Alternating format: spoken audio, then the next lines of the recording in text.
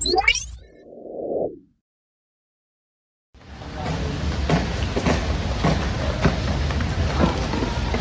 pa, guys, oh. Yun naman, guys. Ang lala! Uy, Bill, nice. Sa'yo, ayos ka lang? Ayos lang ako. Medyo masakit na tayo ko. Kaso, may nag-video kasi sa akin kanina. Baka pinagtawanan na ako. Kaya mo na yung deadline. Walang kakaramay din yun. Saan ka pa pupunta? Doon daw. Tara, samahan na kita. Ako madapa.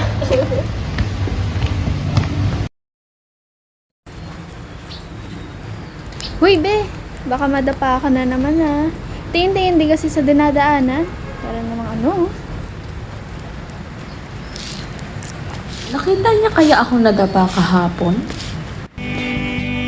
Hey guys, nandito ako sa school ngayon. Tara, pasok tayo guys. Buting estudyante. Tara, mas natin. Uy, minada pa guys, oh. Yun naman guys. Ang lala! Ang lala!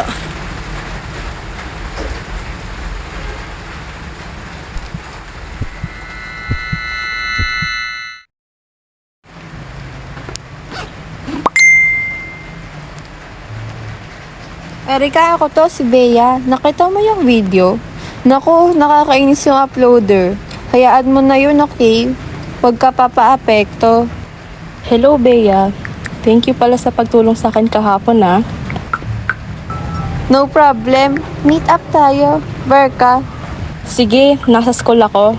Sige, wait kita sa gate.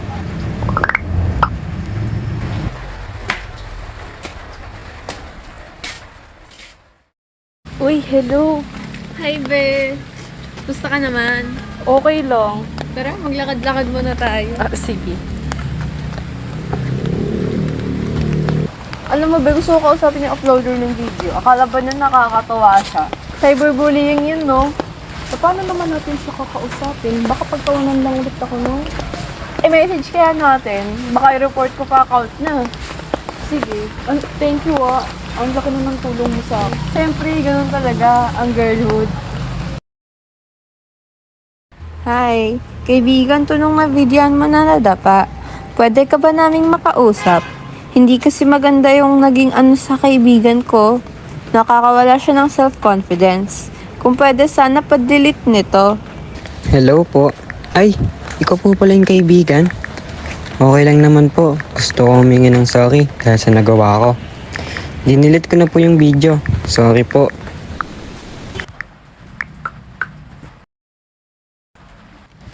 Baka di sumipot yun, no? Pupunta yun, antay lang natin ng kami.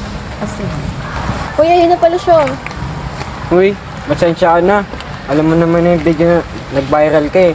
Yung nadapa ka. Di ko naman inaasahan na nag-viral yun. Ayoko din masaktan damdamin mo kaya nanghingi ako ng sorry. Okay lang, basta wag mo nang ulitin yun na. Tsaka mag-iingat ka rin sa mga pinapost mo sa social media. Oo nga, baka i-mass report namin yung account mo ha. Baka maban ka. Kaya nga humingi na ako ng tawad eh kasi masama yung ginawa ko. Pasensya na. Naano lang ng emosyon. Alam mo naman. Sige. Huwag mo na ulitin yun ha. Opo. Hanggang umbe, humingi na siya na sorry. Tawarin na natin. In that short skit about cyberbullying, we saw how harmful and hurtful online behavior can be. We also learned from the skit that we should never normalize cyberbullying in any aspect of someone's life, no matter how harmless it may seem from our own perspective. We are reminded that we never truly know how our words or actions can impact someone's physical and mental well-being.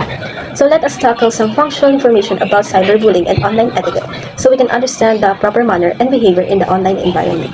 First, what is cyberbullying and what will happen to people who get cyberbullied? Cyberbullying is when an individual uses the internet to hurt, embarrass, and spread false information through social media, text messages, and other communication platforms. This can cause anxiety, depression, and stress to the individual who is being cyberbullied. Cyberbullying is also a form of online crime that causes harm to other people.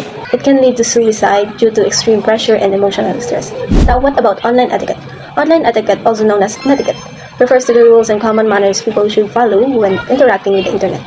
A few examples will be being respectful when commenting or posting anything on the internet.